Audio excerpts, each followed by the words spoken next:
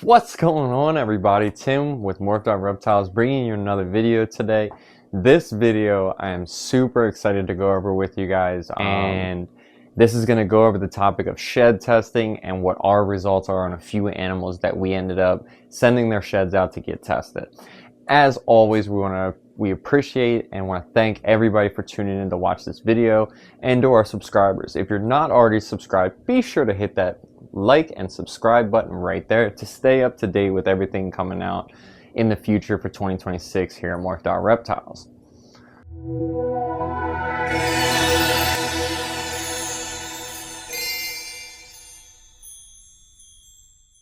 Alrighty guys, thanks for sticking with us so far in this video. As the beginning intro stated, this is going to be going over some of the animals that we ended up sending sheds out to get tested to make sure that some of them to make sure that we were correct on our IDs for the testing that is available to us, and some of them are going to be testing recessive genes that were either 66 or 50% possible heads.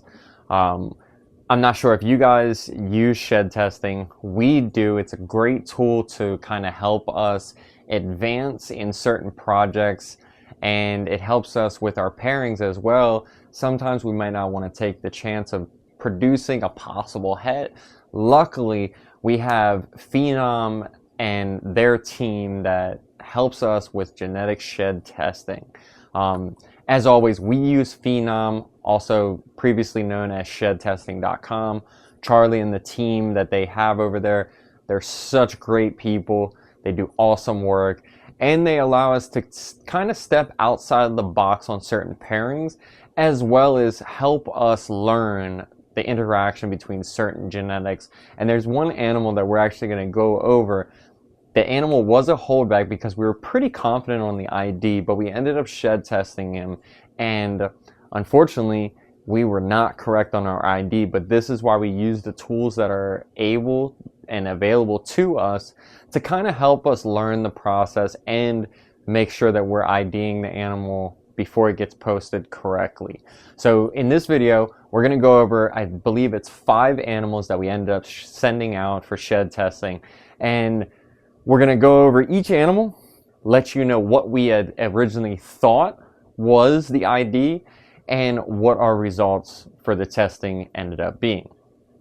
Now, first off, I want to grab one of our sheds that we haven't sent out yet so that you can kind of see how we prepare our sheds before sending them out, which is very, very important. You guys can also hit up Phenome on their website or on Instagram, and they also have a layout of how to properly place the shed and how to prepare a shed before sending it out for testing. So I'm going to grab one of our sheds that we have to send out still and just show you guys how we prepare them. Alrighty guys, so here we have a shed that we have yet to send out, but I want to show you what we do. So first off, it's very important when your animal sheds and you want to get it tested.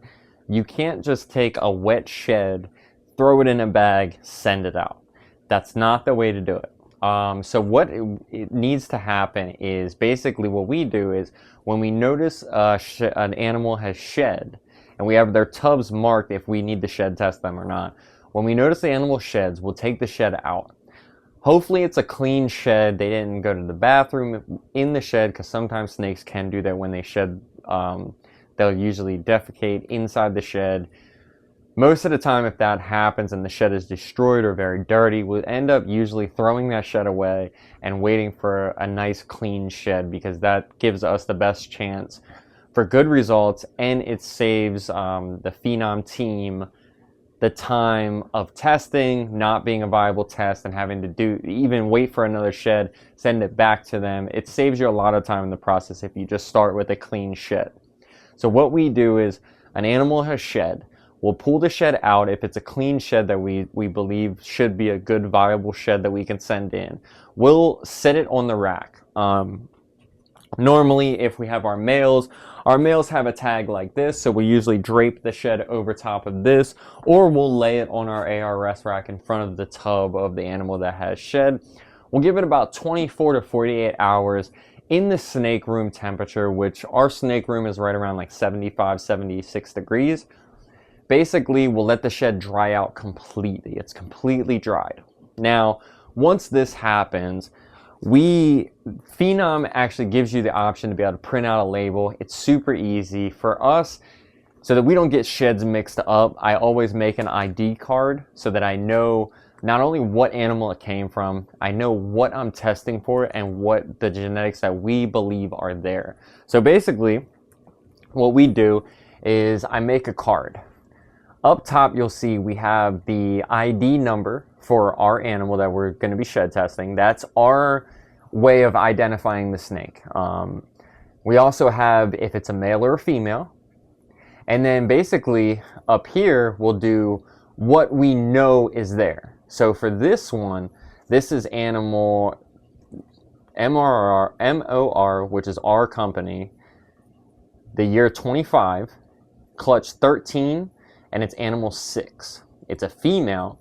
Now we know that this animal is a pied, so we write pied down. Right under that, I put test. And basically, this is everything that we want to test the animal for to make sure that it's either there or not. So basically, on this animal, we need to test if it's Orange Dream, if it's Enchi, Chocolate, or Disco. So basically, what we do is we have a Ziploc bag. We'll place that card in the bag, and then we put our shed behind it in the same thing. As you guys can see, it's a super clean shed. Everything is dry. Then we seal the bag, push all the air out of it, and this is how we would send our shed test to the Phenome team to get results. This is one of the best ways that we've been able to do it. Ziploc bags, you can get them at the dollar store. They're very cheap. Index cards, write your information down, and then we send it out, let the team do their work, and they'll send us the results.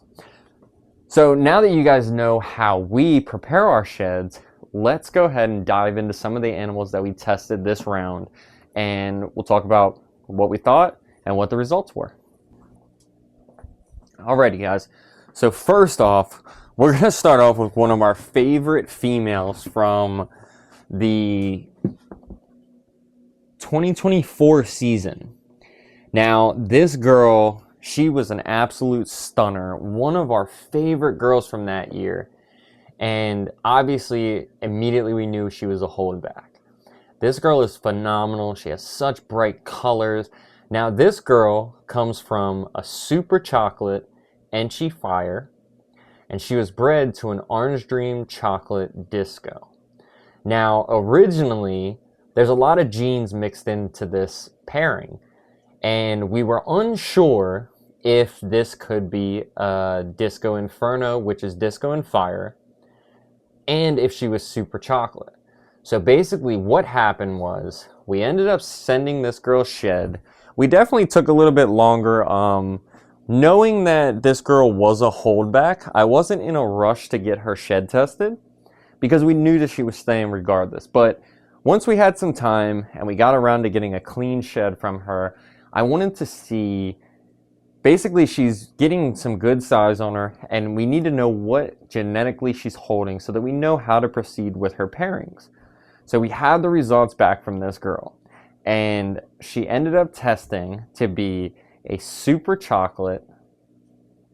Now they don't have an Orange Dream test yet or an Enchi test, but compared to some of the other animals that we produced out, we ended up testing her for chocolate, Disco, and Fire, which is very important because this girl falls in line with our triple super project.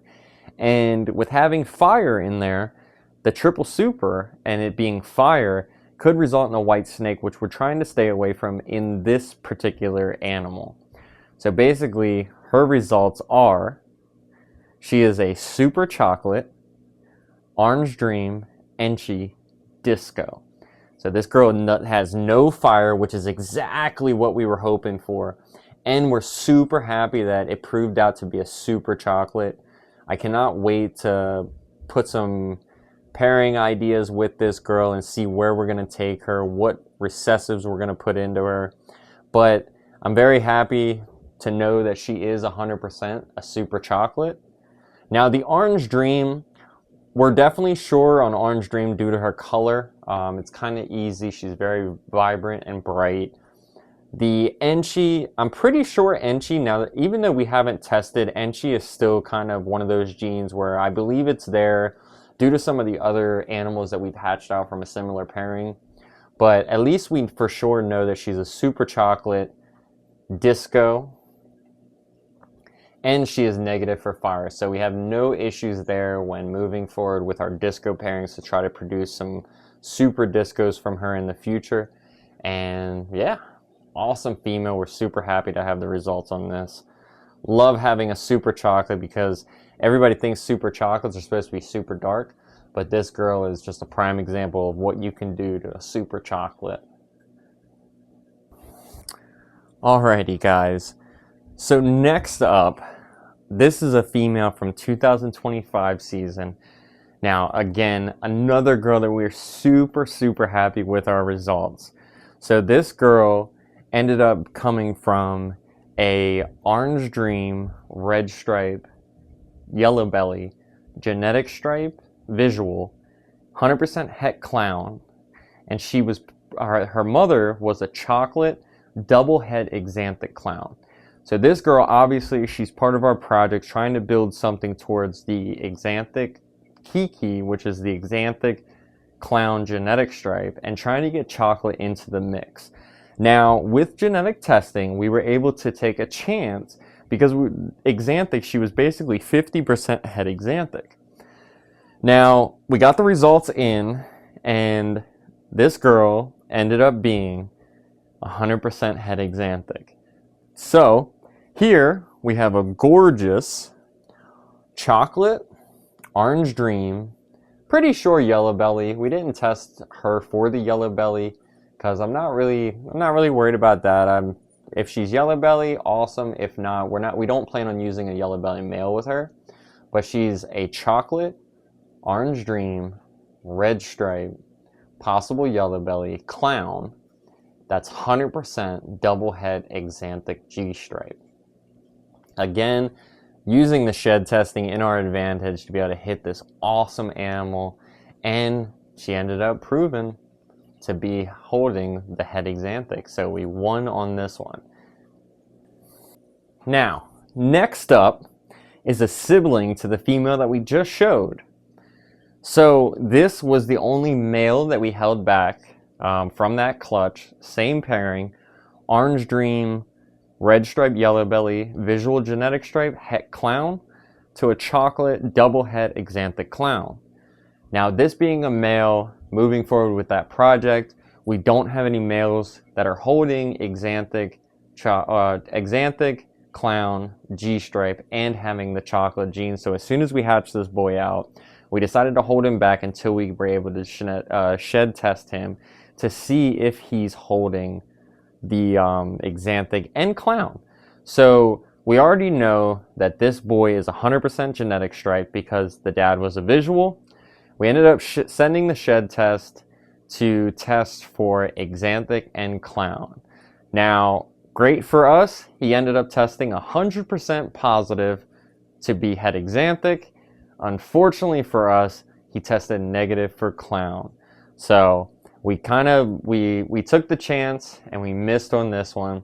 Unfortunately, this boy, because we're trying to be so, stern on our projects and what we wanted to do with him, this boy will no longer be a holdback because he does not have the het clown.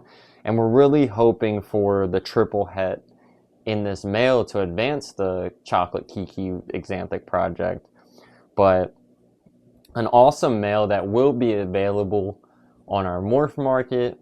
If you guys are interested or need a chocolate red stripe double head Xanthic G-stripe male, this boy can do some very good work for you. Alrighty guys, so next up, this is an animal that we ended up picking up for the 2026 season. This boy comes from our good friend Will over at RCR. So we bought this male knowing that he is genetically a chocolate, visual desert ghost, 100% het hypo. He's also 66% het clown. Now, the main reason we got this male is because it's chocolate visual DG and he's 100% het hypo. So that's our main goal with this boy. But when we seen the 66 het clown, if we test him, he would be able to be utilized in our DG kiki portion of our project. So we ended up sending a shed to see if he was het clown. Unfortunately for us, the test results come in and he is unfortunately tested negative for clown. So we did not buy him anticipating the clown, but it would be nice if we ended up with a double het hypo clown visual DG chocolate. But unfortunately he tested negative, so it's all part of the game. We did not get lucky on that one, but no worries, because again, the clown was just going to be a bonus. If he was het, we could utilize him in some of our other projects, but being negative, he's still an awesome male for us and be able to push our DG chocolate stuff a little bit further. Next up, this you guys have probably seen. If you follow us on Instagram, you've probably seen this male before. This is another male from last year, 2025, that we were super excited to hold back. He's got that very unique pattern to him. Nice bright oranges and yellows. The weird blacked out dorsal stripe, which is one of the reasons why we ended up holding him back. Now, this boy was part of the Triple Super project. So his dad was a Orange Dream chocolate disco pied visual, and we bred him to a Orange Dream chocolate disco. So off break, we already know that this boy is 100% het pied because his dad was a visual. But our goal here was to try to hit the Triple Super. Now, in between that, the chocolate, Orange Dream, and disco, they have a visual super form. So the goal of that project was to try to see how the Triple Super would work. Now, IDing this male was very tricky because we're still trying to learn what the super forms together would look like. Now, originally I had guessed that Super Orange Dream is at play. From the head stamp, and as you guys can see, he's got that nice bright head stamp. We already knew that disco could be at play. Now, we figured that due to his dark blacks and the brightness, I kind of was hoping and leaning towards the fact of him being chocolate. But after the test results came back, this boy ended up testing negative for chocolate. So that means that he ended up being Super Orange Dream Disco 100% het pied. He did test positive for disco, but it was the het version, not the homozygous version, so he's not a super disco. Again, it's another way that you can utilize your shed testing to be able to tell you, in cases like this, is it a super or is it just a single copy of the gene? And unfortunately for us, it came back as negative for chocolate and only a het form of disco, so that makes him not a super disco. So the only thing that he could be is Super Orange Dream Disco, and he's 100% het pied. Now, even though this male is one of our favorites from that clutch, and as you can see, he does have those nice train tracks along the sides, great looking animal. But due to the fact that he is not holding the chocolate gene, he does not fit the holdback and project plan, so eventually this boy will be posted up as available. So if you're looking for a nice Super Orange Dream Disco het pied male to advance your projects, hit us up, let us know. This boy is gorgeous and looking for a new home. So there we have it, guys. Those are some of the results from the 5 animals that we sent out to get shed tested. Again, we had some wins, we had some losses. We're very happy to advance our holdback animals with the chocolate Xanthic G-Stripe Clown project. That one female that tested positive to be head-xanthic is a huge win for us. Basically, it makes the whole order worth it. Now, again, we kind of lucked out on the chocolate red stripe male. He did end up testing negative for clown, which is kind of a bummer because he could have helped us quicker in that project. Being a male, we would have held him back. And it also, we learned a lot from this shed testing experience with that super orange dream disco het pied male.